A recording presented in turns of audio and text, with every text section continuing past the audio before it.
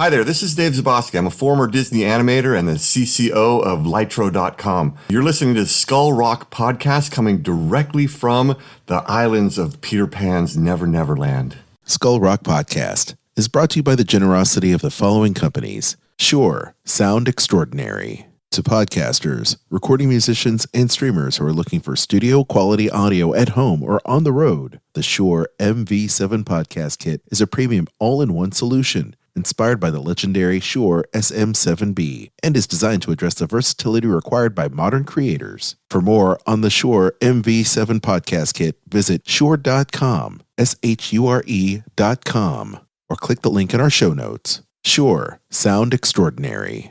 And by The Old Mill Press, publishing beautifully crafted books that illuminate our world. To learn more, visit theoldmillpress.com. And by listeners like you.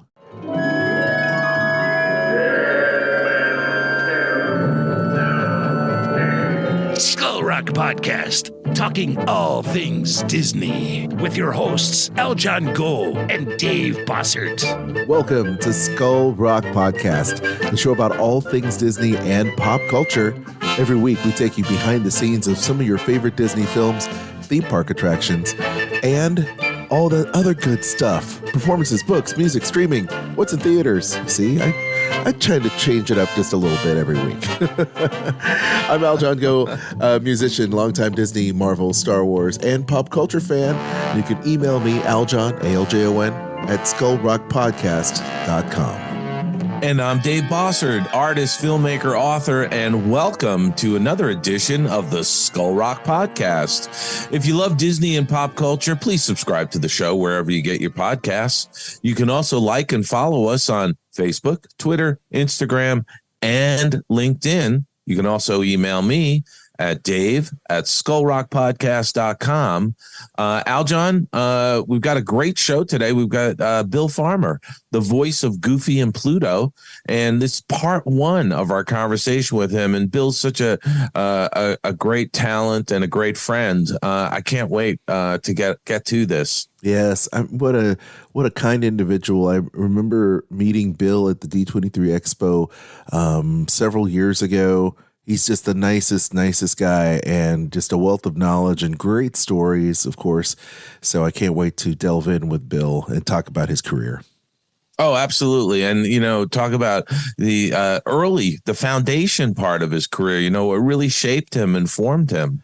There's some great stories. So I'm looking forward to it. For sure. Hey, we've got a lot going on this week. We're going to talk about the news here momentarily, but have you gotten a chance to watch anything over this week? I mean, it's been a crazy week, hasn't it? Yeah, it has been a very crazy, busy week, but I did manage to squeeze in a few things. Okay, well, let's talk about it in Your Picks of the Week. Hey, and by the way, I got to tell you, this past weekend was the big 50th anniversary celebration at Cal Arts and the alumni reunion weekend. Yes. And I ran into a ton of people that I knew or know from over the years in animation. And I got to tell you, quite a number of them said they loved the podcast. And of course, I ran into a lot of our previous guests that we've had on the show were up there. But a couple people came up to me and just said they really are enjoying this podcast. Great. And the fact is, they love this segment. They love our banter about what we watch. Yeah, no, it's great. I mean, that's part of it, of all of it. I mean, we have awesome interviews, no doubt, but it is nice to kind of delve into what the current state of streaming films and music and books and all that is. So that's awesome. I love that. So this week, I believe it or not, I managed to go during the week and I squeezed in a screening of Sisu. If you remember, we talked about the trailer a couple weeks ago that dropped in front of John Wick Chapter 4. Yes. And I have to tell you, this movie delivered. This was an awesome movie. Now, I have to tell our listeners here's the comparison. This was sort of like a Clint Eastwood spaghetti western. Right. Like, say the High Plains Drifter. Okay. Right. And instead of being on the American plains, we're in the Laplands of Finland. Okay. And Right. we've got this lone guy, the lone wolf, Yes. and he's digging holes out in the Lapland, and he's looking for gold. And he finally comes across this big vein of gold. Right. And after all this hard work, he, digs it all out, fills his saddlebags, loads up his horse, and starts riding. He's got to go 500 miles to the bank. Right. and now this is 1944. Takes place in 1944. It's the end of World War II. The Nazis are losing, and they've implemented a scorched earth policy in this part of Finland. Mm-hmm. And our lone wolf encounters a Nazi patrol. Right. And let me tell you, I've never had more fun watching Nazis be destroyed. That's what the Which is one of the taglines. That's a tagline for the trailer. Yeah. And another tagline for the trailer is glorious carnage. Oh, that's right up my alley, Dave. I think that, funny, the rest of your contemporaries over there at the studio, they listen to the show or whatnot, and then they realize, Aljon is a real gore hound. He loves horror movie. He loves, with Evil Dead and all that. And then, and then Disney. He loves Disney too. But Sisu, what a great trailer. And I'm glad. So you give it the thumbs up, yes? I give it 2 thumbs up. I have to tell you, I really enjoyed this film. Very little dialogue. Imagine that. and it is mostly in English. There's a little subtitles towards the end when he enters the bank. But I have to tell you, every possible obstacle gets thrown in front of this guy, and he's got these Nazis trying to kill him, and he takes them all out. It's absolutely incredible, and so I have to say, this was a very well made movie too. And it's a Finnish film. It really is terrific, and it comes in at about an hour and a half, so it's not a very long movie. Oh, okay. It moves along nicely, but it really does. It really had this feel of those spaghetti westerns, the good, the bad, the ugly, for a few dollars more, High Plains Drifter, those kinds of films from the 60s. And this guy was sort of a Clint Eastwood character, very few words. It was all about the eyes and the facial expressions, Yeah, it reminds me a lot of what were those movies with Charles Bronson? Death Wish. You mess with the wrong person, basically. You mess with the wrong person. And the Death Wish movies, yeah. Yeah, I love that. But you get what you pay for. I'm glad that it came through for you, and I'm looking forward to seeing Sisu myself. So yeah. What else did you check out this week? So then on Apple Plus, a movie dropped. Now, you would have probably have loved this movie just based on the cast, because it stars Chris Evans. And I have to say, when you look at the cast, right, it's Chris Evans. You got Dexter Fletcher, Adrian Brody, Ryan Reynolds does a cameo. Yeah. Mike Moe.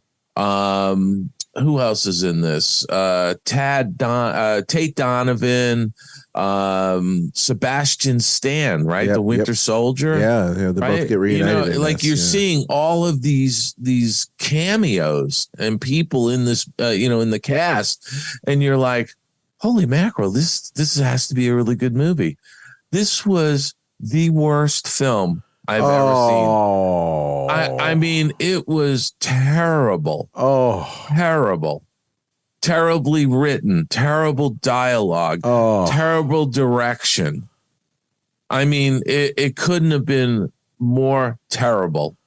I actually, believe it or not, Aljon, and I think I've mentioned this on one of our shows. I rarely would walk out of a movie, and I walked out of a movie like 30 some odd years ago called Baby, the Lost Legend from Disney.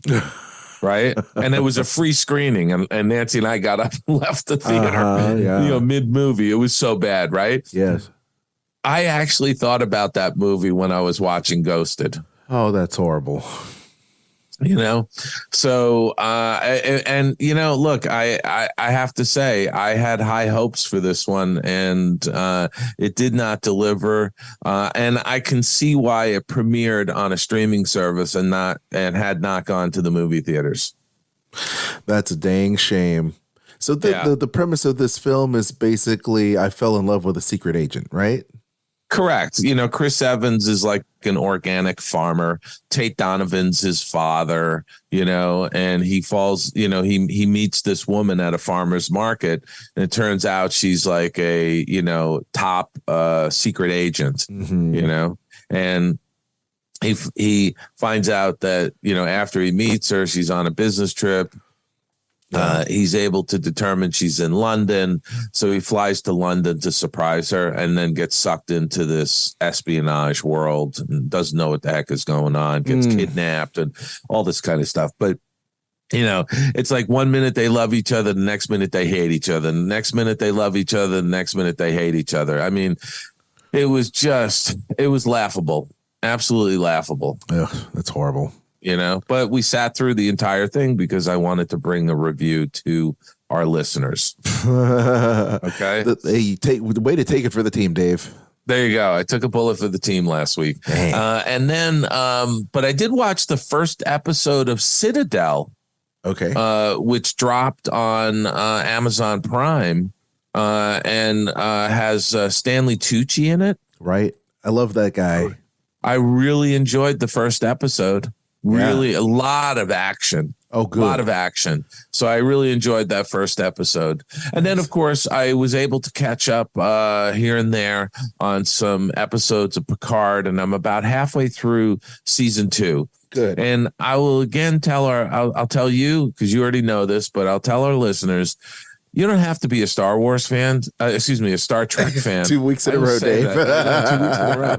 You don't have to be a Star Trek fan to really get into this movie. This is a beautifully done series. Yeah. It is so cinematic.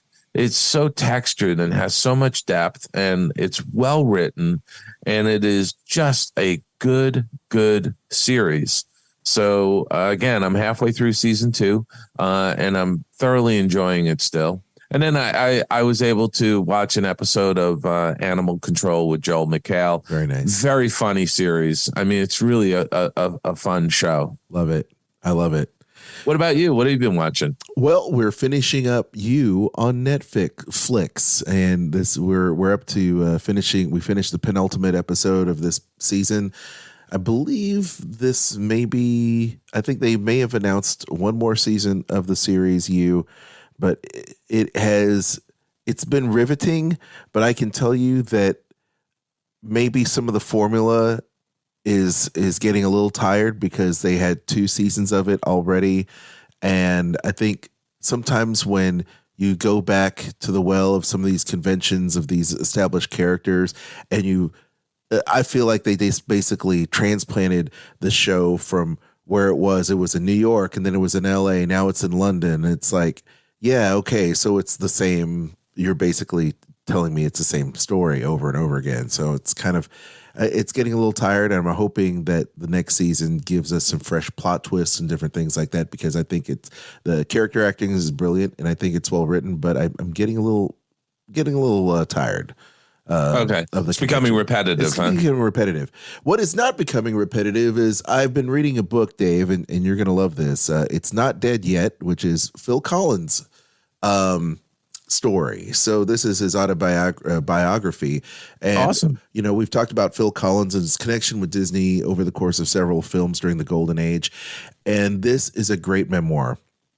If you love Genesis, you love Phil Collins, it talks about the struggles he had growing up, and his family, of course, moving into his bands and his career in stage and theater, as well as being a drummer, how Genesis was formed, and how things kind of collapsed, Yeah. and working with his heroes like Eric Clapton and George Harrison, there's a hilarious aside where he was 19 years old. I think Genesis was just starting out with Peter Gabriel, and he was called in to do a session for the Beatles, who had just recently broke up. But George Harrison was doing a solo record with Ringo, and he was called in to play congas, and he recorded at Abbey Road.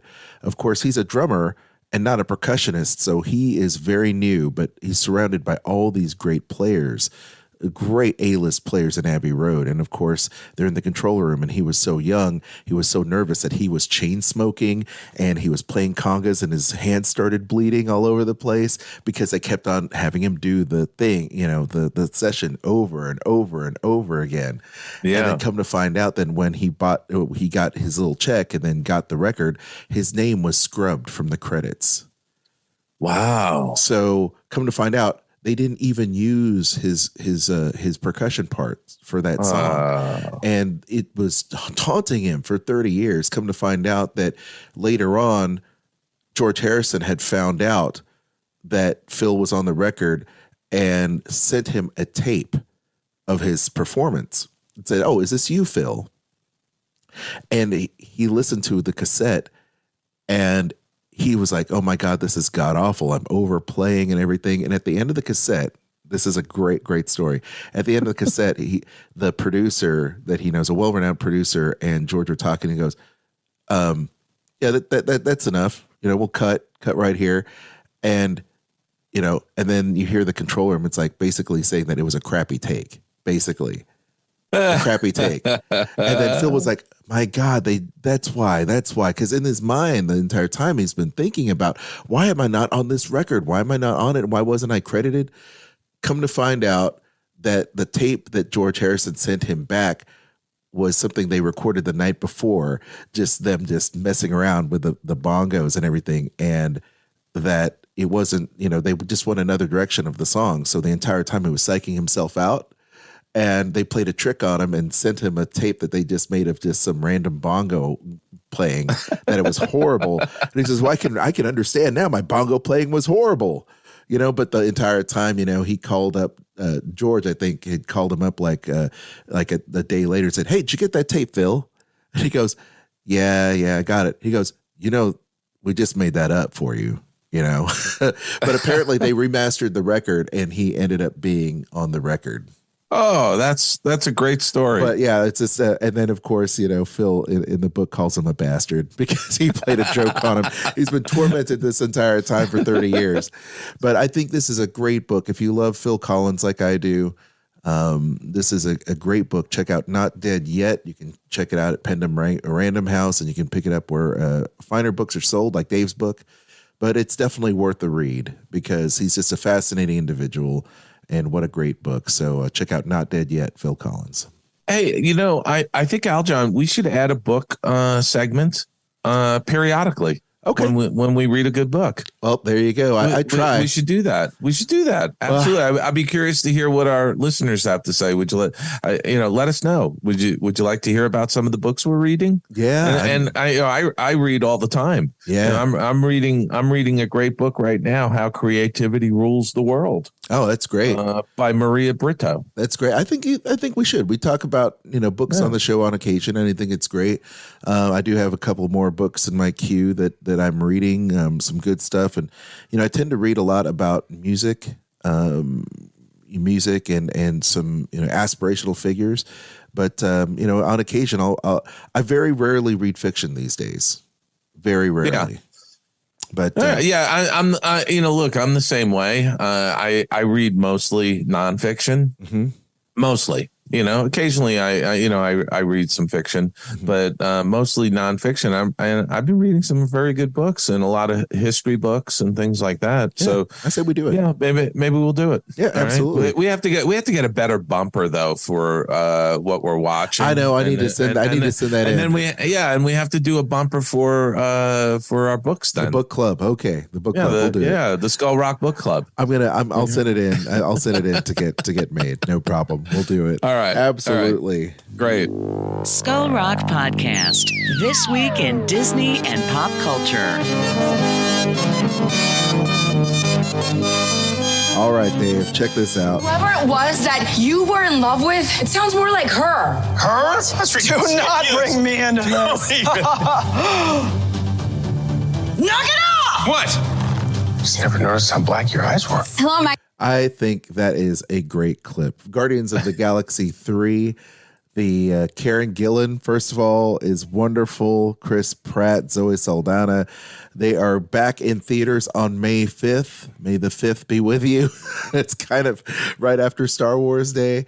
Kind of apropos. This is the final installment of this particular group of Guardians of the Galaxy for the Marvel Cinematic Universe. Hey, they recently had a red carpet for the movie, and press is out super early. I think they understand Marvel has got a lot of they're working from the back these days. The past few years during the pandemic, Marvel has kind of been a little scattershot, but I think they're trying to get their game plan and get people hyped up to see the film.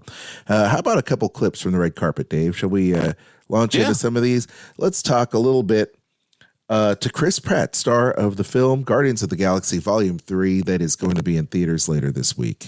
Let's check it out.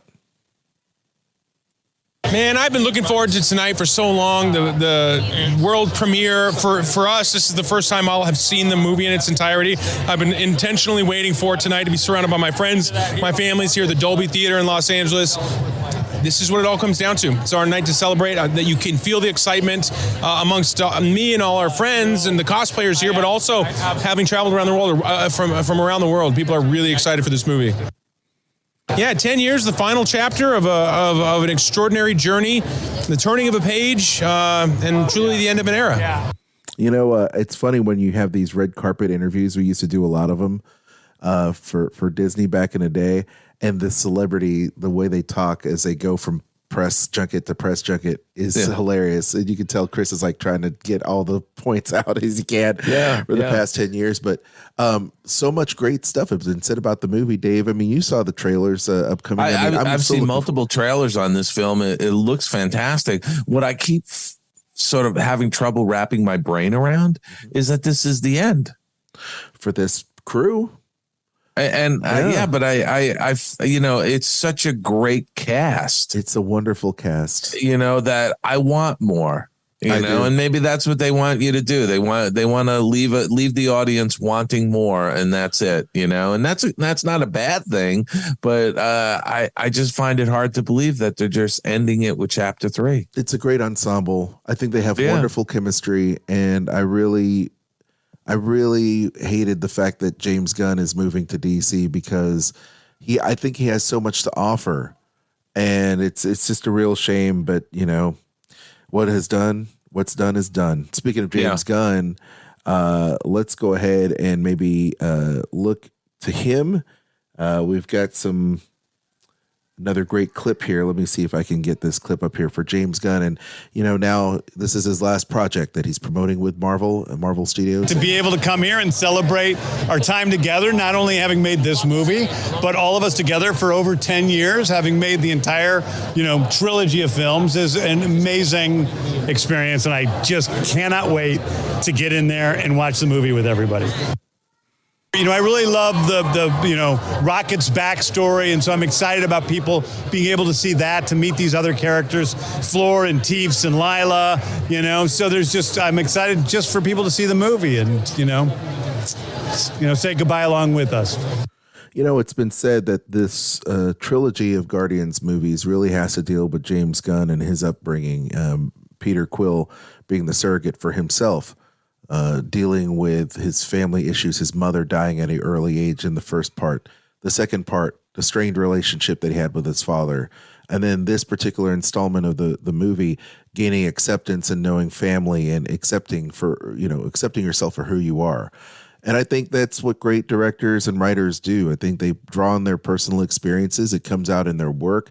And Guardians of the Galaxy, to me, has always been a film franchise that has a lot of heart. So I'm looking forward to seeing the last bit of this particular series of films. So yeah, I'm with you. I'm looking forward to it. It's a great cast, and I think James Gunn is a great filmmaker. I think so too. I'm just looking forward to seeing what he does with DC now. I am too, and we're going to be talking about DC in just a little bit, but let's talk about Disney's Wish. So the trailer had come out a few days ago. Right now, it's near about 4.5 million views on YouTube. The Wish movie. It's been something that they've been working on since Paperman. So it's been in development for quite some time now. But this is a musical comedy that welcomes audiences to Rosas, a fantastical land located off the Iberian Peninsula. Our heroine Asha lives in Rosas, known as the Kingdom of Wishes. And Chris Buck is the director. And he says, people from everywhere come to give their wishes to a magical king who promises to grant them their deepest desires someday. Only he can decide which wishes will come true and when. Dave, it looks to me like a very hybrid kind of, return to Disney style animation. You said it was kind of like a mixture of Rapunzel esque, kind of animation. It's kind of 2D looking, but also computer generated. It's interesting, Dave. Yeah, I watched the trailer and I was sort of meh. I felt like the lead character's design was very reminiscent of Elsa, Anna from Frozen, Rapunzel from Tangled. It was almost similar head-eye relation, shapes and the only difference was the skin tone and the color of the hair. Right. And some of the scenes in the trailer, they felt derivative of other things. And maybe that's what it's supposed to be. I don't know. I didn't really get that much from it. What I really was taken aback on was the name of the king, King Magnifico. Mm-hmm. And I don't know. You couldn't come up with a better name. I don't know. I don't know what the reasoning was behind it. So what do I know? Yeah, I don't know either. But it definitely has a storybook quality to it, where it looks beautiful. Yeah, it absolutely looks beautiful. Without question. When you asked me initially what my thoughts were, I also shared the same, man. I was more excited when they talked about the premise of it with some art at the D23 Expo several years back. I see, but they are writing that from the studio that brought you Frozen, from the studio that brought you Beauty and the Beast, from the studio that brought you all these, awesome movies. It's like they're really trying hard to get these people to associate this with classic Disney storytelling. Maybe the character design harkens back to that, as you said, Dave. It's that shorthand of like, oh, okay, this seems familiar to me, to try to get people back to the box office, back into the theater. I don't know, but there was a time when Disney films, had, they had their shared DNA, but they also had very different art styles. I mean, Emperor's New Groove is much different than Pocahontas, which is different than The Little Mermaid. And so you could see that they were trying to tell different stories, but the art style was very distinct, between the films. So there's a bit of a derivativeness going on lately. Yeah. I pointed that out with Encanto. When Encanto released, the whole opening of Encanto is our protagonist singing as she goes through the town. I mean, as soon as I saw that, I just thought of Belle singing and going through the town in Beauty and the Beast at the beginning of Beauty and the Beast. Yeah, and I think part of that is also the influence of this next generation by the generation or generations that preceded it, right? Yeah, I think a lot of the filmmakers, and artists that are working there today grew up on those movies, exactly. Mermaid and Beauty and the Beast and Lion King and Aladdin and whatnot. Yeah, so I mean, it's interesting. I guess we'll just have to wait and see what Wish has to deliver. And When's that dropping? In November, right? Oh yeah, November 22nd. So this is so they're doing Thanksgiving. This is the Thanksgiving Disney release, as they normally do. Well, fingers crossed it doesn't do a face plant like Strange World. Yeah, I'm looking forward to seeing it myself. So the dragon over Disneyland during the Fantasmic show has oftentimes broke down, unfortunately. But this time out this past week, Disneyland's Fantasmic Fireworks had flames erupting from the 45-foot tall animatronic dragon. No injuries were reported, according to KBC. Dave, this kind of stuff happens occasionally.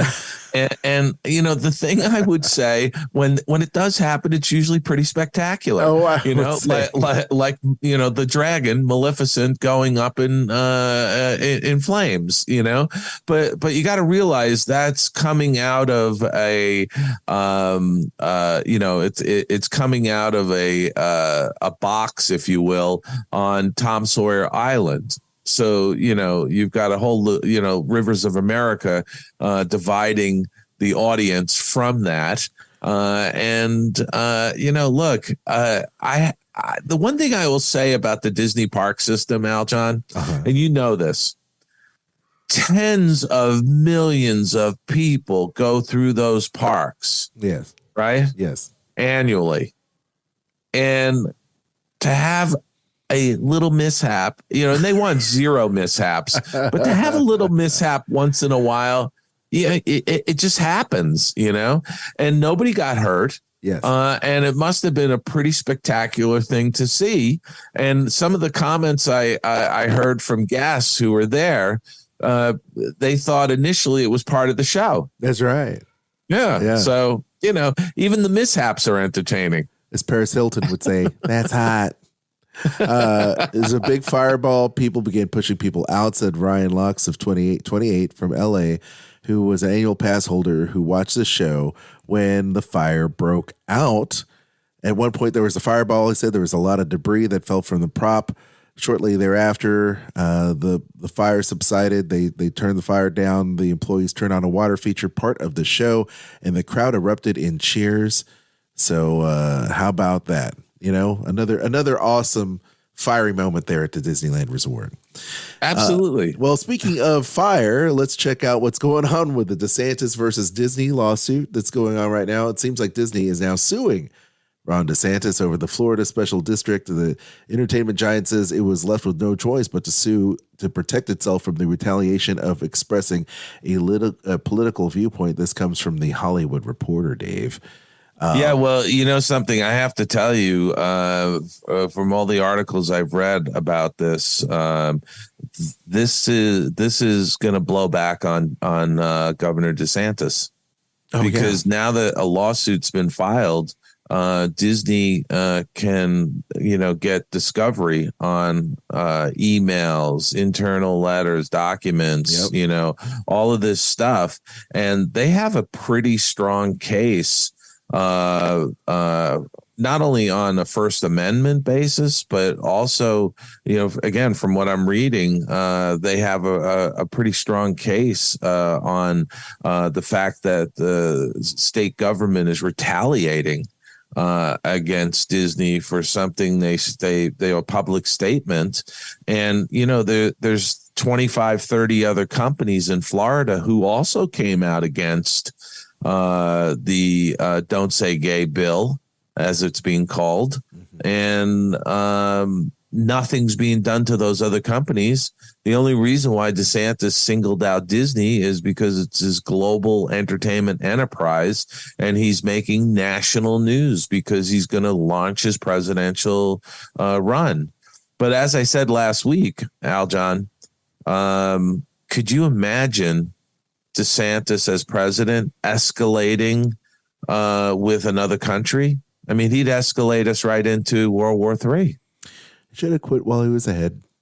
Yeah, I think this is going to be really interesting now because, once the Disney attorneys start, seeking discovery of everything under the sun that they need for their case, there's going to be a lot of stuff coming out on this. Well, he's had every opportunity to back away from this and simply let sleeping dogs lie, as it were. Yeah. But it's one of those things. You push, we'll push harder. You leave us no choice. Basically, if you're going to push Disney into a corner, they're going to respond in kind. So hey, listen, if you poke the bear hard enough, you're going to get mauled. There you go. You're going to get a cocaine bear right there. That's what you're going to get. Yeah, check out the show from a month ago. Disney teases Haunted Mansion with extended spooky scene at CinemaCon. Dave, we didn't even talk about it, but CinemaCon happened last weekend. Yeah. And there was a lot of interesting stuff going on. And we didn't even touch base on all the Star Wars news or the Sony news with Spider-Man and Marvel.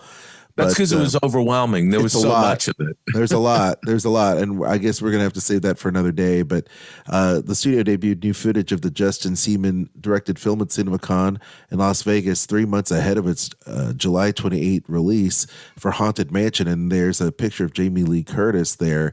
And Jamie Lee going to be doing a pretty big role there in the film as Madame Leota. It should be really cool. Hey, I saw this trailer and I loved it. Again, when we talk about trailers, this trailer delivers. It tells me everything I need to know about this movie, and it gives me some great visuals, and it's a really well done trailer. Please don't make it bad. Just please don't make it suck. Please. Can I just ask? I think it looks really good. And listen, Danny DeVito's in it. Jamie Lee Curtis is in it. Come on. Well, hey, look, you said that about that movie with Chris Evans earlier. You have a great cast, and it's like, please don't mess it up. But yes, Rosario Dawson as Gabby. You've got Travis, which is played by Chase Dillon. Owen Wilson as Kent is in there. Tiffany Haddish is in there. Danny DeVito, Jamie Lee Curtis, who plays Manny Leota, and one of my favorites, Jared Leto as Hatbox Ghost. There's also appearances with Winona Ryder, Dan Levy, and Hazan Minjad, and there's like a bunch of really great actors in this. Please don't mess it up, please. Well, listen, I all I'll say is from the trailer, it looks fantastic. I'm looking forward to seeing it. All right. Speaking of James Gunn, he is now taking a bow at Marvel, and he is helming things at the DC universe there with all those DC films. So the competitor, if you will. And of course, DC Universe arrived at CinemaCon this past Tuesday with Warner Brothers looking to the future as it rolls out 3 films made by the previous regime. I think there was some heavy editing going on. But The Flash, which is being released on June 16th, The Blue Beetle, August 18th, and Aquaman, The Lost Kingdom being released here at Christmas time. All 3 of these are going to be stunning cinematic masterpieces. Well, that's what they say. I can tell you that I'm hyped about The Flash because they not only have The Flash from the Marvel vs. Superman and Justice League films, but it looks like they're bringing back Michael Keaton. It's not a secret, but this last trailer that they released looked pretty awesome. Don't you think, Dave? And by the way, that 3-minute trailer, almost 3-minute trailer, I just saw at the Head of Sisu last week. And I saw that in the movie theater, and it just looks so good. It looks good. And yes, Michael Keaton is in it. Ben Affleck is in it. 2 different Batmans. 2 different Batmans, but also the premise is, the timeline. Yeah, the universe, the multiverse, another multiverse of madness. Yeah, exactly. So, look, based on the trailer, it looks fantastic. It certainly does. So we will be following this. I can't wait. I've got so many movies in the queue, Dave. I can't wait to check it out. Okay. So now we are in this talking about animation and stuff that may be not so derivative, but Netflix Animation reveals 3 different films or several different films coming out this year. And Dave, I have to say, now you see, I'm using your line. I have to say, Dave, that these look very, very unique, very interesting animation for all of these. Dave, let's talk about it a little bit. You have some friends working on these projects, I'm sure. Oh, absolutely. There's a lot of great animation going on across Hollywood at a lot of different studios. and Netflix has really built up a great animation department. Mm-hmm. One of those announcements is SpongeBob SquarePants. I don't know if you saw the last SpongeBob movie, Dave, but I see every SpongeBob movie. Saving Bikini Bottom, the Sandy Cheeks movie. That looks very interesting. I love the humor in it. There's a movie called In Your Dreams that looks very Pixar-esque, if you will. When you have some a name like that, you think of those existential humanistic issues that you deal with when it comes to that. It reminds very much of a Pixar film. And then you also have the summer release of Nimona, based on the graphic novel by N.D. Stevenson, and it looks interesting as well. Dave, it looks like they're on the precipice of doing really good things with their animation stuff. Yeah, it's just in the scheme of things, they're relatively new, but they've got a really solid team over there. Mm-hmm. So I would sit there and say, hey, this is it's going to be interesting to see what they come out with. For sure. This week in our regrets, Jerry yes, Dave. Before we go to our regrets, yeah. I think we have to mention this, but Super Mario Brothers has crossed $1 billion at the box office globally. $1 billion. Truth. In like 3 weeks. Yeah. Yeah, Chris Pratt. It's unbelievable. I'm actually going to go see it in the movies. I want to see it as well, and it's in my queue to go check out. This is my process. I go to IMDb every week, and I bookmark films that I want to check out. And when I have an opportunity, I definitely will. And I think Chris and I will definitely be checking out some films this week. But you got to think Chris Pratt is just rolling in the dough right now. You've got Mario, which is doing great for him. Another franchise film. I think they're going to do sequel after sequel, I'm sure, with Chris Pratt. But then, Guardians is coming out too. So this is the year for Chris Pratt, I think. There you go. Big year. There you go. All right. And regrets this week, Dave, I find that Jerry Springer is, you grow up watching those crazy TV shows that he hosted. And he has just been a personality. He's been on America's Got Talent. He's been on, so many different shows as one of America's most controversial talk show hosts, if you will. He passes away at the age of 79. The former Cincinnati politician remained defiantly unapologetic about what he did for a living. Understood. Dave, do you have any thoughts about Jerry Springer and the Jerry Springer Show? I mean, it was always, I have to say, if Jerry Springer had done his show in today's time frame, you'd be able to see on Twitter and, YouTube and stuff, all of those crazy moments where guests were attacking one another and throwing chairs and all of that kind of stuff, much more readily than back in the 90s, This was a reflection of pop culture in the 90s. It's been around for it launched in 1991 and was canceled in 2018 finally. It is on the list of the worst shows from TV Guide, the worst shows in the history of television, beating out such dubious shows as Cheaters and Temptation Island. I think the show in and of itself started out as being a Phil Donahue kind of very focused show on issues, and later it found its footing with the controversial shows where they brought on all these other people and mixing oil and water together and seeing them combust on stage.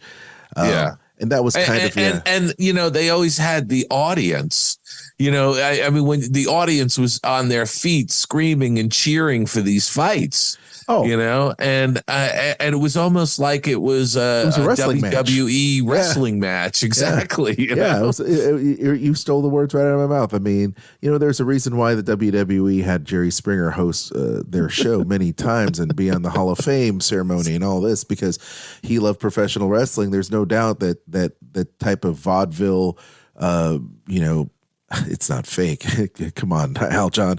It's not fake. But, they would cast these characters in to do the show. But, I think he will be missed because ultimately he parlayed that show and that platform to spawn a whole bunch of other shows that had the same kind of format.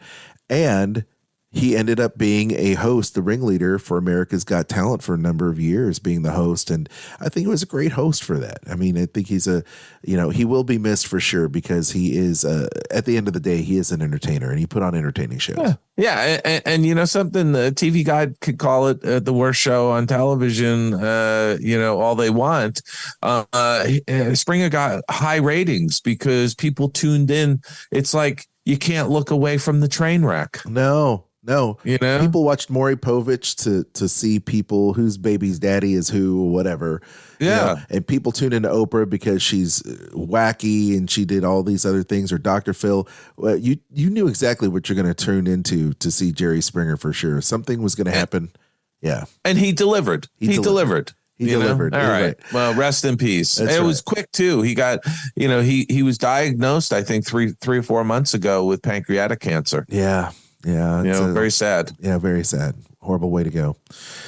Jeannie Newhart, wife of Bob Newhart, dies at the age of 82. The couple recently celebrated their 60th wedding anniversary, and that clever dream ending for Newhart was her idea. I did not know that. I didn't know that until I read the obituary. Wow, that's pretty cool because, Bob Newhart had been a staple of TV from the 70s and the 80s. And, and she was part of that last bit of the Newhart show on CBS. It's been around for a long, long time. That was kind of a very surprising take on the Who Shot JR kind of situation, basically, with Dallas. But she passed away at the age of 82.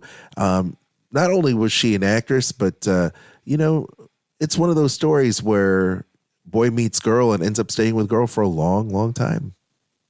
Yeah. And something, what a great ending to that Newhart show where he was the innkeeper. And the last episode, he wakes up in bed next to Suzanne Plachette, who was his wife from the previous series where he was a shrink, right? Yeah, the Bob Newhart show.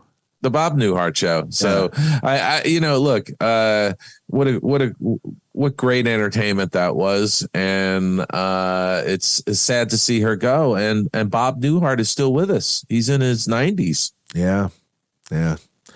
Well, how about this, gang? Harry Belafonte, singer, actor, producer, activist, dies at the age of 96. He made calypso music a phenomenon with Deo and received the Gene Hersholt Humanitarian Award of Lifetime Achievement, Grammy Award winner, battled injustice around the world. Harry Belafonte, I have fond memories because of The Muppet Show. And I really, really love that. And I've got it on DVD, grew up with it. Dave, I know him as a singer. A lot of people these days know him as an activist. We just know him as a great entertainer. Right, Dave? Exactly. I mean, talk about an incredibly storied life. The fact that, he was friends with Martin Luther King, Dr. King, and, was a singer, a performer, an actor, an activist. I mean, just an incredible life. And by the way, when you think of, Bahamian actors, a lot of people think immediately of Sidney Poitier. Mm-hmm. But Harry Belafonte was from the Bahamas as well. Yeah. Yeah. It's he leaves behind a lot of great work, so please check it out. He's a Broadway actor. He's been in so many different films to date. So, how many records did he make? He made a ton of records. Man, back in the day, Dave, like 30 records or something, right? There was a point where artists would release records like 9 months within each other. Some years they'd have 2 records even come out. Yeah. And that was just the way things were back in entertainment. You'd record a record, you'd release it, you'd tour it, you go back in the studio and do it all over again. And his catalog of music is absolutely huge. But, I'll never forget him being on The Muppet Show singing Deo And a lot of people will remember him from that, but there's so much more to explore. Harry Belafonte, what a great life. Yep. Rest in peace. Rest in peace. And now it's time for our featured interview. Sit back and relax. Check out our sit-down interview with the voice of Pluto, the voice of Goofy, Bill Farmer on Skull Rock Podcast. Let's do it. Skull Rock Podcast. Interview time. Well, Aljon, once again, we have got a fantastic guest. We've got Disney legend, the voice of Goofy and Pluto, Bill Farmer, in the house here at the Skull Rock Studios. Bill, welcome to the Skull Rock Podcast. Oh, well, Dave, thank you so much for inviting me. I'm glad to be here. I got to tell you, Bill, it's been a while. I think the last time I've actually seen you in person was before the pandemic. I think it has been. Yeah, well, that shut down a lot of people. A lot of things have been done on Zoom in the last couple of years. Yeah, and absolutely. And I got to tell you, I was really excited when we booked you onto the show because we have so much to talk about. It's been a long time, and we have a long history together too. So a lot of cartoons and things. That's right. And just for our listeners to know, Bill and I have worked together for many years over the years doing various projects, and we've traveled a little bit. We've been on cruise ships together and things like that. We'll talk about that later. Sure. But I really want to start with, where did it all start for you? How did you get into, because you weren't always the voice of Goofy and Pluto. No, that's not something you normally, there's no Goofy 101 in college. Right. Yeah. So how did you start in the business? Where'd you grow up? How'd you go to school? What were you studying? All of those fun things. Well, if I go back to my, to Kansas, I actually grew up in South Central Kansas, a little town named Pratt, Kansas, west of Wichita, about 70 miles. We had wheat and tornadoes, and that was about it in those days. And I was just one of those kids that ever since, as far back as I can remember, I was enamored with movies and cartoons on television. And I just, maybe it was because there wasn't a whole lot to do in Kansas that I kind of found my escape at the movie theater. And on Saturdays, we'd always get these little tickets at our elementary school where you could go every day during the summer for a double feature and the Three Stooges and cartoons. And that just kind of became my escape from the humdrum of reality. And I found that I had a propensity for doing voices with a lot of the actors on screen, and I would practice them around the house. And my friends liked that, and I would, come to dinner and act like I was John Wayne or something. And, well, Mom, let's put those mashed potatoes in a circle and let's have some green beans. And my dad was looking at me like, what's wrong with this kid? It's just a fun thing. And I got known for that around school, especially in high school, where I do pep assemblies as different characters and impressions. Well, even then, I would love to, I wanted to go to Hollywood and to get in the movie business. And I can remember the movie that really got me interested in the whole showbiz thing was one called The Seventh Voyage of Sinbad, Ray Harryhausen, late 50s. I think it's one of his first color movies.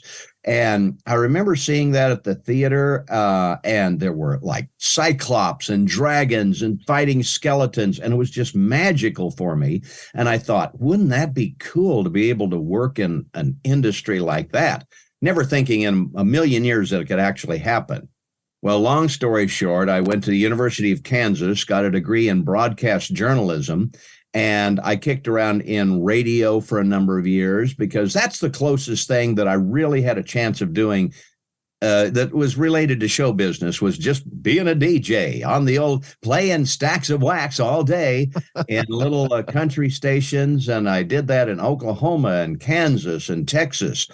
And I would invent characters just because little podunk stations like that, they don't really care too much what you do. If you just get an audience and you play the commercials and you read the news, then everything else can kind of be up to you. So I would bring in since they were country stations, I'd bring in people like Mr. Haney on Green Acres and Bill, we're having a good day here and we're going to go out to the sale barn and they're going to be selling cows. And hey, it's great to see you, Pat. How are you doing? And I would just do these little improv skits, again, just for the heck of it. Well, I got out of radio because there wasn't a whole lot of money in that at the time. And can I ask you a question about the radio? Because you said you were in Oklahoma and Texas, and you move around. I've noticed from listening just to my local radio stations that you'll have a DJ or a couple of DJs on for a period of time, and then they disappear one day. Is it all just ratings driven? And are you being in those told? days? Yeah, in those days it was. Now it's much more automated than it was because we actually had physical turntables, played physical records, all of that kind of stuff. Now it's generally pre-taped and different. There are more networks, and they have kind of almost not AI, but they have DJs doing the intros to the records, but then it's just done automatically. There's not a live DJ. Now, small stations do still have that, but it was a great training ground. For someone, I didn't know that I was training to be a voice actor, but it was great training for me. And yes, generally they moved around a lot, just trying to get a better job. Oh, that one pays $5 more a week, so it's a much bigger jump for my career, and I'll move to another station. So I was in Frederick, Oklahoma, Bonham, Texas, a little town north of Dallas. It was a tiny little 500-watt station is where I began at. Wow. I went back to my hometown in Pratt, Kansas, which is a 5,000-watt AM station. Kind of got tired of that, went to Dallas to learn. Basically, it was kind of a parallel career as an electronic technician. I knew enough to get electronics. I'd studied it in college a little bit, and I knew enough to get a first-class FCC license. So I was not only an on-air personality, I was the guy that took care of the transmitter and did the data logs and all of that. Broken equipment, would fix that kind of thing. But I realized I didn't know what the heck I was doing because I knew enough to pass the test, but I didn't really know the dangers of this. Until we got a manual for a new transmitter, and it showed all these areas on the schematic that were outlined in red, and it said, caution, death on contact. This was like, 15,000 volts at several amps, which will just fry you real dead real quick. Shoot you across the room smoking. Yeah. Right? So I went back to Dallas to a school. It was like one of those little DeVry kind of schools, Elkin Institute of Technology. And I got the equivalent of an associate's degree in digital electronics, so that I would at least know what I'm doing in these radio stations. Well, as luck would have it, I didn't go back to radio, but I did go into stand-up comedy. And I can tell you the date that really changed my life was on March 17th of 1982. There was a place called the Comedy Corner in Dallas, and they had an open mic night. And their house comic was a guy named Bill Engvall, who's gone to great fame with, like Jeff Foxworthy in the Blue Collar Comedy Tour. And he was kind of becoming a comedian there too. And he was the first one that said, hey, with all the voices and stuff you do, you should really try this. And so I started coming back week after week. And before too many months, I started doing stand-up comedy around Texas. Again, it was the greatest training ground because if you can do stand-up, you can do anything. Let me ask you this question. When you went to that open mic night, did you have butterflies? Were you like, oh my gosh, I'm going to get booed off the stage? I mean, what was going through your head? And what did you do when you got up on stage that first time? Oh, well, I mostly did just impressions and a few jokes, just a little 5-minute thing I don't even remember who I did impressions of. Probably, like the Walter Brennan, the Jimmy Stewart, the John Wayne, all of those celebrities at the time. and just wrote a little routine for them. But yes, it's very nerve-wracking to go out on stage when you don't know what you're doing. And the first and 5 minutes is a long time. It is. I mean, that's like an eternity, isn't it? It seems like an eternity. And but I did get a pretty good response, and I knew that if I didn't try this, I was going to kick myself later on, because maybe this is my way into show business. I had no idea. Well, I did that for several years and started traveling the country. I became a headliner. And just at the same time I started headlining, an agent in Dallas said, well, with all the voices, why don't you go to Hollywood and see what you can do out there? Because that's where animation is. It's where voiceover is. It's the hub of everything. I got an apartment out in Hollywood, left my wife in Dallas. So I was going to, just kind of commute for about a year, see what happens. About 5 months later, they came to me. My agent said, do you do any of the Disney characters? Because at the time there were 4 or 5 Mickeys and Donalds and Goofies, and you might hear a different one down in Florida, Disney World or a Disneyland or a record album.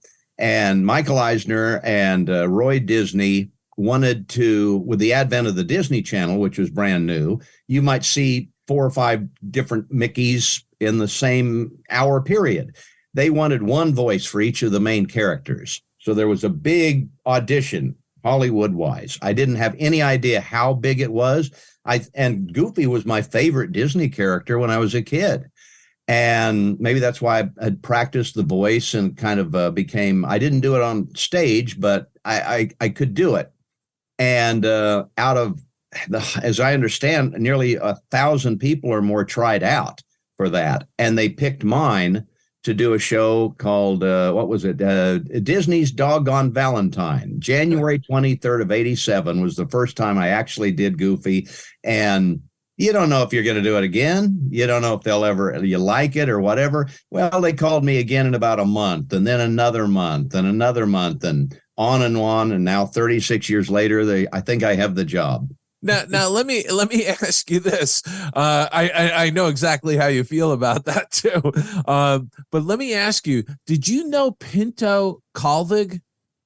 Pinto Colvig, who was the original voice of Goofy. No, he passed away in the late 60s. Okay, so you had never met him. No, I had met some people who had done, and again, it was kind of like Goofy du jour during that time. So there were several guys that had done that for the studio, but there was not really an official voice at that time until I came along, and so I'm the second official voice, and so I've been the only person that has done that voice, and along the way, Pluto and a bunch of other characters. And so now I've done that, exclusively on everything that they've done since 1987, really. It's amazing. I'm just curious with Pinto. So after he passed away, it was just sort of a hodgepodge. They were just grabbing people who could kind of do Goofy's voice. Right. But there was no continuity. There was no continuity, and like you said, there was no presence of Goofy. Right. The embodiment of Goofy, right? Right. Everyone's personality and take on the character might be a little bit different, so you're never going to get an exact match.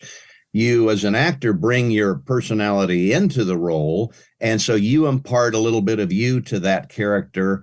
And I guess I was the closest one that they liked, or they liked what I brought, and off and running, I guess. And the rest is history. Well, that's the end of our interview, everybody. No, I'm joking.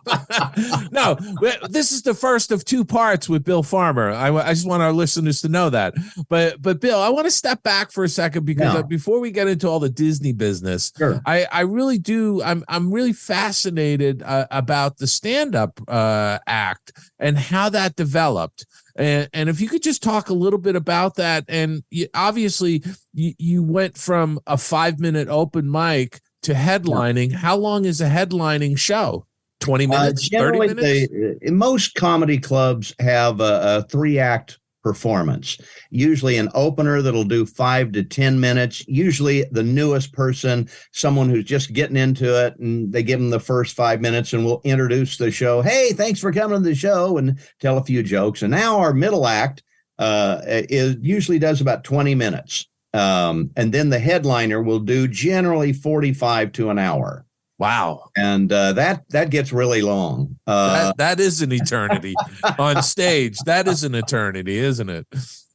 It really is. But again, it was the best training ever for voiceover and acting, because you get an immediate response. If you're not funny, they let you know real quickly. Yeah. And you have to, I'd tape my shows and I'd listen to the tapes and I go, oh, why didn't that joke work? What can I do to improve that? I'd either rewrite it, get a little snappier or whatever, and I'd try it again. And I figure after about 3 or 4 times, if it still didn't get a response, out it goes, even if I love the joke, leaving the stuff that did get the biggest response. And you kind of add to a little bit at a time to your routine, and you build an act that way. You get those routines and those jokes that you know are going to work. They've always worked.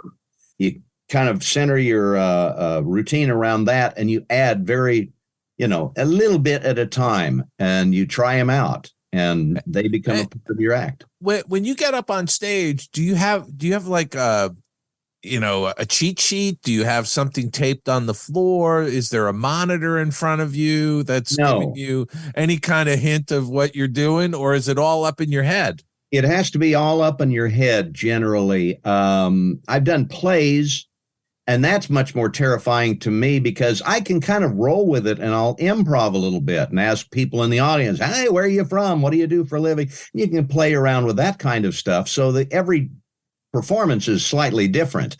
You can take it in different places. Whereas if you're doing a play, I've got to, someone says, who's at the door? Well, come in. And you've got to say the word come in, or you're tied to that script much more than you are in stand-up. Right. It's been blocks or jokes, like wife jokes or kid jokes or whatever, however you make your routine, you can play with it a little bit. Whereas a play, you're kind of, it's set in iron.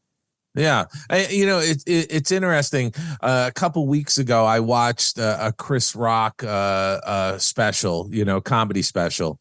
And it was, Aljon, help me with the title. It was the one the newest one. It was, so yeah, I'll look it up. Anyway, but Chris Rock is up there and he was doing a flawless monologue and telling jokes and whatnot. But at one point towards the end, he blew a joke. Yeah, that happens. And he went back and he redid it. And they obviously edited it like a couple days later because it disappeared from the show that was, the recorded version that was online. Right. But I was curious about, for talking for 45 minutes, you really have to have some sort of a framework in your head as to what you're going to do. And you deviate a little bit from that depending on the audience, right? Because you are playing to the audience. Right. And sometimes if you get a really good response and you have some more material that you might go in that direction. The medical joke worked. And so I'll do a couple more in that regard, see how that goes. So you can kind of try things and see what really hits with the audience and kind of modify your act as you go along. And if you have a big backlog of material that you can choose from, that becomes much easier, especially comebacks or whatever. You just get used to it. Whereas if it's, if all you have is that 45 minutes, which is what happened to me when I first started being a headliner, that's what you got to do. That's your act. You can't really change it. First time I ever did stand up as a headliner was actually at a club in Abilene, Texas, that the week before had been a strip club. and so they still had the pole on the stage where I was doing this. And I get up there and I do my 45 minutes, and that's all the material I had of every joke I think I'd ever known. And I noticed that no one was moving out. They weren't kind of clearing it out for the second show. And I say, well, when are they going to bring in the people for the second show? And they're going like, oh, no, these just do something different. Because these same people, they're playing pool and they're just kind of hanging around. And they're upset that the strippers weren't there, I think. It was, so I had to do the same show twice. And so, when you do a show, and I know, like, you know, obviously with the comedians today that travel a circuit and do theaters and whatnot, and you know, somebody like Chris Rock or Jerry Seinfeld or whatever. Yeah. But you are doing the same show each city, but you might change it up a little bit. Is really what I'm hearing from you, right? Yes, and some of the greats, like I know one of the ways that like George Carlin would always do a tour, and then he would just scrap everything. He would take a year or two to write a new whole show, and then take it out on tour. Other people will maybe change a little bit here and there, or just add jokes and then delete other ones as they become a little bit less relevant or whatever. And they kind of change and morph over time. But different comics have different ways of working. Yeah, I'm sure it's like any artist. There's no hard and fast rule to it. You know, actors, you know, you know, some are very, you know, immersive and you know, live the part while they're doing it, and others don't do that. You know, but I'm curious. What about hecklers? Do you get a lot of hecklers at those kinds of shows? You can, yeah. Sometimes you'll, especially like we would take like little, you know, $50 a night gigs at bars that wanted to have a comedy night. And so, yeah, you get a lot of drunks on those shows.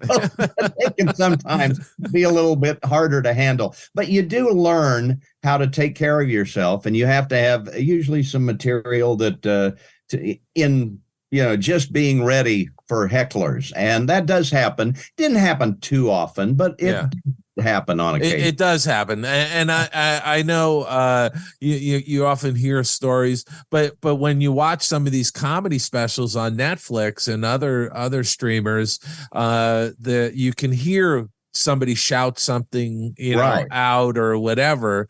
And sometimes the comedian will react to it.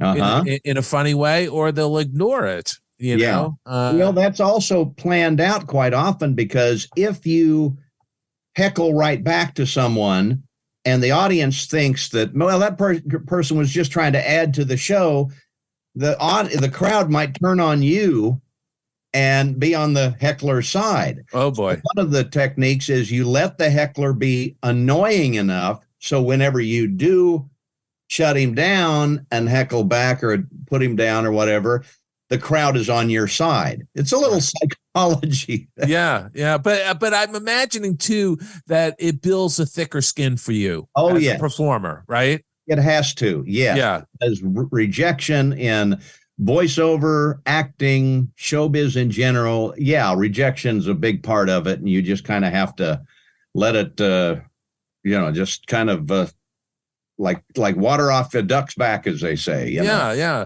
Now, do you still do stand-up shows occasionally? I mean, is that something you miss doing? Is it something you want to do more of? I'm just curious. Well, I haven't in a year or so. No, it's kind of like, it can be terrifying. Even at this age, I always got nervous before going out there. It never felt comfortable. Yeah. I kind of did that, and I prefer what I'm doing now, voiceover and voice acting, much more. So I'm glad that I didn't pursue that, you know, and yeah, I think I went the right way with my career. So I don't miss it that much. Once in a great while, I'll do a little set or something like that, but I'm glad I don't have to earn my my money that way anymore. Yeah. What was the best experience you had doing stand up, and what was the worst experience? Oh my gosh. The best one, any night where you just click, it just clicks.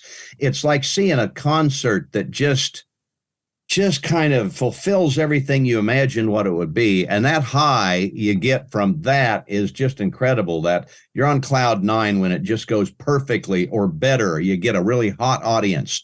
And it's easy. I remember a couple of things that were the worst. I think I was doing a Christmas party for Safeway in Fort Worth, Texas. And right before I go up, and it was an after dinner speech, so all the employees are there. The head of Safeway gets up there, and this was for Christmas, and they basically said that there would be massive layoffs in January. And now it's the comedy of Bill Farmer, you know. Oh my gosh. My wife, you know, get the car running, you know.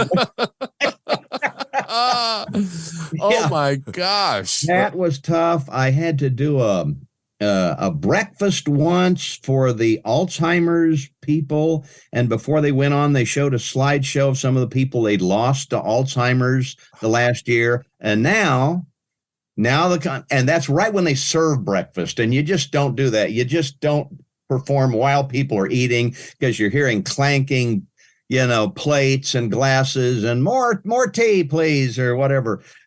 It just, it was rough. There were many of those. Oh, sounds like my history playing music and rock and roll at these private events. Yeah, background comedy is just not easy to do. Oh my gosh. You got to walk away from some of those just shaking your head going, what am I doing? Right. Oh, it can destroy you if you don't just say, that happens. Then just go on. Oh my gosh. That's something else. So you decide then, because your agent prompted you to come out to Hollywood, to Los Angeles and get an apartment. Before you got the voice of Goofy, were you doing other voiceover? Were you doing auditions for voices? I was other doing characters? I'd done a few commercials. I had and just trying to break in, which again, that's it's hard, difficult to do. Yeah. Because thousands. I think in LA now there's probably 200,000 Screen Actors Guild members, and there's about 10,000 jobs on any given week. So on any given week, there's a lot of out-of-work actors. It's an extremely competitive business. I had no idea. So in my case, ignorance was bliss, because I didn't know what I didn't know. And that's a very short time, just about 5 months until the audition for Goofy came up. And of course, that was like everyone else was trying out for that. I had no idea of, what that could mean. And maybe that allowed me to just kind of not worry about it as much. I didn't know how big a deal it would be in my life, or could be. And so you don't want to get your hopes up too much, so you don't, stake your, mental well-being on this audition. And maybe that helped me. I don't know, but it turned out. But I'd done a couple of, I can't remember the first movie I did out here was background. I didn't do Goofy in it, but was in Who Framed Roger Rabbit. And I did ADR, background voices. I'd done a couple of commercials. I think one I was doing a Johnny Carson impression. I was doing some announcements, just like, batteries not included. That kind of just those little things. And back in back in those days when you were first starting out, you actually were going into a studio to do that, right? Because they didn't have the kind of digital gear and microphones and things like that you have access to today to set up a home studio, right? Absolutely, yes. And it was all on tape, and it was in a studio, because no one had the kind of technology that they do now. And so it just wouldn't sound that good. So yes, it was going all over to different studios, and that's a little intimidating too when you go in, because when you go in, you're usually in a room with a microphone, a chair, a mic stand, music stand with the script and everything. And the producers are on the other side of the glass, and you can't really hear them, and you feel like you're under a microscope, and in a way you are. And that is where the training in stand-up, taught me, because I just thought, hey, this is easy compared to some of those live audiences, like the Safeway thing. So that kind of, they say, well, how bad can this be? If they don't like me, okay, but no one's going to heckle me. So that was much better. And we did actually that kind of recording till much later in my career. up. We did our first series, which we did was called Goof Troop, was ensemble. We were all in the studio at the same time, recording on a 24-track audio tape recorder. And that didn't change till much later, actually. Let me ask you this. When you were first getting into the business out here and you were going to some of those studios, it's got to be nerve-wracking to be in the booth and have the engineer shut the sound off to your headphones, so you can't. Right. You can see people talking and using their hands behind the glass, but you don't know what they're saying, and you've just done a line, and you don't know if they're saying, "What the heck is this guy saying?" Or that does run through your head. You're thinking, "This guy's terrible. Can we get someone else?" And they're probably saying, "No, I wanted ranch dressing on my salad," or something like that. So you never know, but your mind goes to that dark place real quick. Yeah. And I'm curious, when you were first starting out, was there a job that you did that you had to do just a ridiculous number of takes on? Oh yes, commercials especially. Yeah, because commercials have to be to the second, and it's an interesting from the producer standpoint. Usually there's an ad agency or something with a commercial that is trying to do, let's say we're doing a soft drink spot or something like that, or McDonald's or something like that. Buy a Big Mac this weekend for only $2.95, and that has to be done in 4.7 seconds.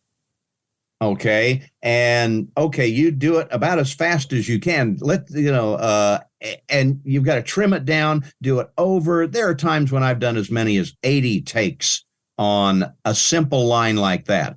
Right. I know that the ad agency has to please the client, the McDonald's people or whoever. So the ad agency, they have me do it over and over and over, and they probably took take number 2, just cover their all potential uses of this dialogue and the ways that you can possibly do it. You do it over and over and over and over again. But you just got to get used to it. Wait, hold on. Control room here. Bill, could we have you do it faster and more upbeat, please? Absolutely. Right now. Okay. More energy. I'm in the McDonald's right now or the weekend. Okay. Saturday only. We got it. Bill, can you do that again, but with a smile? Yes, okay. Yes, go into McDonald's today. That's the kind of thing you do. Yeah, and some of the studios are very nice, and others are like their closets, right? Yes, you can't tell. You can't tell as long as the engineers know what they're doing, and as long as they have the equipment that can record you the way, you can usually get through. But I've been in where they didn't have headphones, or I had to share the microphone with another actor because they just had one microphone. Wow. Or little things like that. Or you'd get a chair that squeaks, so you have to stand up. And you had to think about your clothing, because if you use the wrong clothing, it can make corduroy, something sounds, like that, crunchy stuff. Yeah, these are things you have to think about when you go in there. But and also your stomach growling. Oh, that could, right. I didn't have lunch before I could. Your lips, or there's so many little things that you have to think about. That's gotten a whole lot easier over the years. You still have to worry about smacking your lips and the clothes and stuff, but that's not as big a deal as it was. Right. And so getting along here with your career, and I want to spend a little bit of time on that process of and you of any out of anybody knows the history when Michael Eisner and Roy Disney wanted to bring continuity to the voices, right? And they set up the character voice department, right? Absolutely. What's its official title now? It's still Disney Character Voices. Oh, okay, good. And they mostly handle like translations. Like they'll take the programs we do now and translate it into 50 some different languages for around the world markets. But they have like 50 different goofies in those Yes. languages that they've already sort of identified. That's our person in Japan, or that's our Right. person in Vietnam, right? And for every movie that comes out, like when, let's say, Frozen came out, they had to find all of those characters in about 50 different languages so that they could put the movie around the world. So what was the so you know, because you were there so early on, what give us a little behind the scenes history of that character voices forming? When did Rick Dempsey, who heads up the group, come in and all of that? Well, Rick Dempsey, who he came in about 2 or 3 years after I had gotten the role of Goofy. Les Perkins was the guy that was running it and was actually looking to consolidate for Michael Eisner and Roy Disney. They made a case that, yes, you should always hear the same character, especially with the advent of the Disney Channel. And you can see an old cartoon, a new cartoon, a show at Disneyland, a show at Disney World. You should hear the voice, the same voice, because it's very noticeable when there's a different actor doing a voice. I realized that when I was a kid, when the voice of Fred Flintstone passed away, Alan Reed, and they got another guy. And I just knew, okay, it sounds like Fred, but there's something different. And people know that. People get to know these characters, and especially these very iconic characters like the Disney characters. People can feel the difference, even if they can't hear the difference. They know something's not right.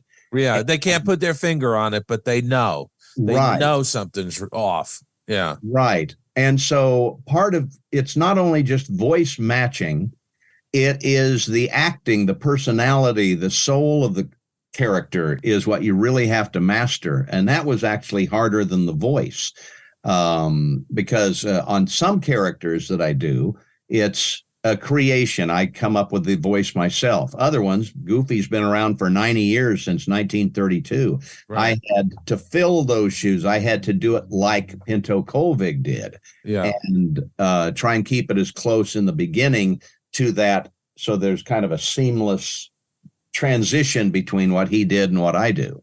Yeah.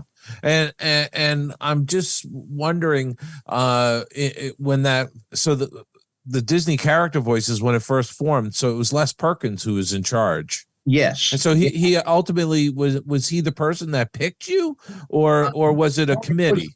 It was Roy Disney and Michael Eisner. They listened to all of, especially for what we called the Fab Five: Mickey, Minnie, Donald, Goofy, Pluto.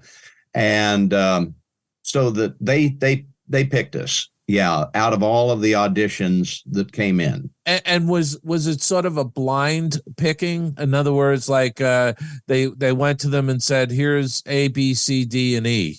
I would think so. I wasn't privy to that, so I don't know exactly.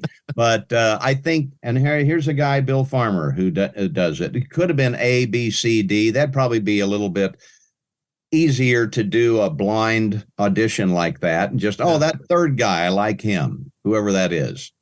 Awesome. So you get the job, but it's a tentative thing, because they're like, okay, we want you to do this project, and then we'll call you back for something else in a few weeks. What most people don't realize, that I've never been a Disney employee of the company. I've always been an independent contractor. That's the way it works. None of us voice people are. So every job still to this day is a different contract. It's like they need me, they bring me in. I'm like the plumber. I come in, I do a job, I go home. Yeah. And so after that first job, I was elated. I got to do my favorite Disney character, but I didn't want to get my hopes up that they would use me again, because I had no idea what the future held. I didn't know if they were going to do any more cartoons. I didn't know what they were going to do. It wasn't until later on, and I got a series named Goof Troop, which is the first ongoing thing that I did for the company, that, okay, I think this is going to turn into something. This is pretty cool. This might be something. Well, after you did that first job as doing the voice of Goofy, were you still doing other things? Were you doing commercials and little? Oh, yeah. I'm still doing stand-up. And it was for the first probably half a year to a year that I was still out on the road doing stand-up for my major income. And then occasionally, every month or so at the most, Disney would call to do a Goofy project. And occasionally, my wife would say, they'd call and they'd say, well, we need Bill tomorrow for doing a cartoon. Well, he's up in Seattle. He's doing a stand-up comedy routine at the club up there, and he'll be back on Monday. And then they would say, well, if he's not available, we might have to get someone else to do that. And so I said, I'll quit. I'll quit the stand-up. I'll be available. And so in the early years, yes, it was kind of staying close to the phone, hoping that they would call and go in when they did. And you couldn't have done it up in Seattle at that point? No, not at that time. No. Okay. Yeah, they just didn't have the capacity to do it over the wires, so to speak. Yeah, that has changed over the years. But in those days, yes, I had to be right here in the valley. So yeah. And were you doing any stand-up in Los Angeles? Yes, at the comedy, the Improv and the Comedy Store were the two big ones. Right. And I went up there on open mic nights, kind of, just to kind of work out new material to, you didn't get paid for that, but you just kind of signed up in the late afternoon, which was the same way it was in Dallas. We'd sign up about 3 or 4 in the afternoon, and we'd find out when and if we got on that night at about 7. So you're just waiting in line a long time to get your 5 minutes of fame. And you might not get up there, right? That's true. Or you might go on it after midnight. Okay. And was that because the club manager or owner was picking and choosing who was going up to the mic? It was usually first come, first served. That's why you waited in line so long, so that when they did the sign up, okay, you're first, you're second, you're third. It was usually your place in line. You lined up. First guy got to go up first. Second guy on the open mic nights when anyone could go up. The other nights of the week, there was a headliner they'd bring in, and it was a regular show. On Tuesday nights, it was all of us local guys that wanted to give it a shot. My gosh. And what was that sort of a revolving door of people? Like, did you ever see the same people over and over again that you became friends with? Or did you just see a lot of people showing up? They'd try it. They'd lose it on stage and say, I'm never doing this again. Oh, yeah, that happened a lot. Yes. There were a group of us, probably about 5 to 7, that became very good friends. One of my best friend now is still, I met him standing in line that March 17th of 82. He's still one of my best friends. And so I still know them, and I know a lot of them and keep in touch from time to time. And then there were other people that would come in, and we always knew which guy was going to bomb, because they'd always say, I haven't really written anything. I'm just going to go up there and kind of improv something. And he didn't have anything really prepared. And we know, okay. And in our minds, we're going to, let's go watch this guy bomb, Wow. And some of those, there was a lot of one-timers. Yeah. They were doing it on a dare, or they just thought, I that looks easy. I could do that. My mom tells me I'm funny, right? That's exactly it.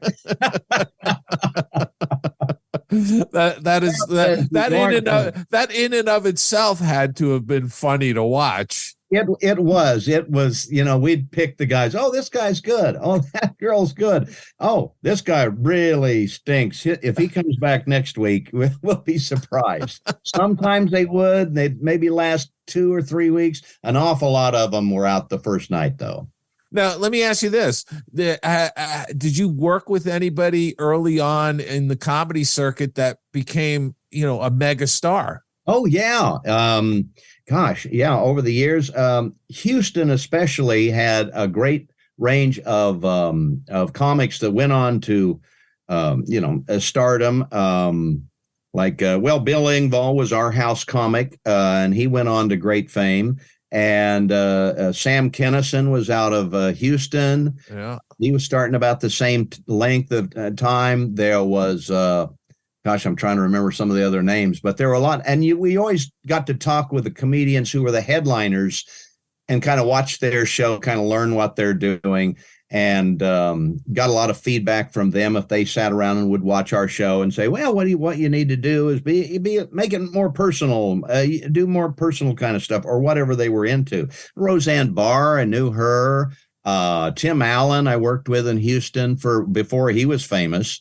Yeah. And he's a nice guy. I had an opportunity to meet him a couple of times. He was a really very gracious individual. Very nice.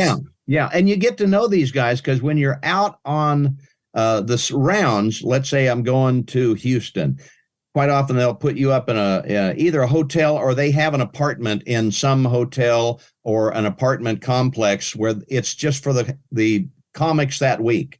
And so you're kind of stuck in the room with them. Hopefully you like them. And you're there for the week or however long you're there. And you get to know them pretty well over a week. I mean, Sam Kinnison's no longer with us, but he was known for screaming. Yes. Did he ever advise you to scream more? No, that's his style. There was a guy, Bill Hicks, who was a good friend. They would just say maybe little hints, but not stylish type of hints. Like his style is his style. And he got that from his family were evangelists. And he got that from the evangelistic, kind of thing in the revival tents and all of that kind of stuff that he did. But usually you just kind of picked up. It's more of a music to the way people say something. The old line is, you can say something funny, or what is it? You say funny things or say something funny. In other words, there are comedians that just whatever they say sounds funny. Yeah. It's timing. It's that timing and character that they have, and developing that's a big part of it, really. Yeah. Well, you know what? We're bumping up against time on our first part here. When we come back next week, Bill, if you don't mind, I really want to dive into the whole Goofy thing. And all of the ins and outs of that, and just sort of step through the decades with you, because you've been doing it darn near 4 decades. That's true. Yeah. Which is really amazing. But I love hearing about your early years and the radio stations and the comedy clubs and stuff. And so I'm really looking forward to getting into the meat on the Disney bone, so to speak. Yeah, all of that stuff that we just talked about was kind of leading up to my Goofy years. All right. Well, next week, we're going to talk all about the Goofy years. So stay tuned. Enjoy the green room. There's a sleeping bag in there for you. Oh, good. It's like a lot of the comedy club. And then we've got a lot of like candy and cookies and stuff on the table. Okay. So help yourself to that. And I'll clean up after I, take a nap. So. All right. I appreciate that. All right. We'll see you next week. Thanks, Bill. Your attention, please. Now loading on track number 1 for a trip around Walt Disney's Magic Kingdom. Skull Rock Podcast. All aboard. Your Main Street to the world of Disney. Oh, man, the stories Bill can tell. I love the fact that he started in radio. It's fascinating because we have a lot of that in common. Yeah, I do too, but and I love hearing the stories of our guests' early years. Mm-hmm. Those formative years of how they got into the business, and the fact that his stand-up and some of the stories he was telling about the stand-up acts he was doing. It's just fantastic. Yeah, a lot of people don't realize that, but I think it's great that he cut his teeth and was humbled and continues to be humble because he paid his dues. He paid his dues the right way. And I think a lot of people don't realize the types of dues a lot of the entertainers, a lot of the people that work in film and animation had to do, much like a struggling musician where they're trying to find their footing and find their voice. And then when they are striving for that record deal, I mean, Bill went through all the same kind of trials and tribulations. And I think that some of this new generation have no idea what kind of trials and tribulations really are when you're paying your dues in the industry. So, yeah. And something, I love talking with him. He's such a nice guy, and his wife Jennifer is also really terrific. I mean, we've had a lot of occasions to spend time with them over the years prior to the pandemic, and it's just so great. And I can't wait for us to share part 2 of this interview next week. I absolutely love it. I love it. So next week, yes, we'll be back with legendary Bill Farmer, Disney legend, and looking forward to that. Gang, we know that you love Disney. We know that you love pop culture. Why don't you consider subscribing to the show? You made it all the way to this, to the end. We would love to have you subscribe and click that bell for notifications on our social media, on Facebook, especially when we post new content. We would appreciate it. Follow Dave and myself and Skull Rock Podcast on Facebook, Twitter, individually on LinkedIn, Instagram. Be sure you tell your friends about us, like and subscribe to our show. Give us those 5-star reviews. I'd like to thank our friends there at the Sorcerer Radio Network for continuing to promote our show and giving us a platform to branch out for all these great listeners that we have here. And also this week I'll send a shout out to the Disney Dorks too, because they allow us to promote over there to their Disney community. I know, Dave, we're friends with so many people in so many different places like Laughing Place and things like that allow us to kind of promote and do stuff. So thanks to all those great Disney groups out there. And you can follow me, Aljon Go, on Instagram, and my sister show, the Dining at Disney podcast. We release 2 shows a week, and we just got done talking about Ravello this week and their new menu. So hopefully if you love Disney food, you'll check that show out. Dave, you got the final word. Well, as always, please go out and have a fantastic week. And we'll see you next Monday right here on the Skull Rock Podcast.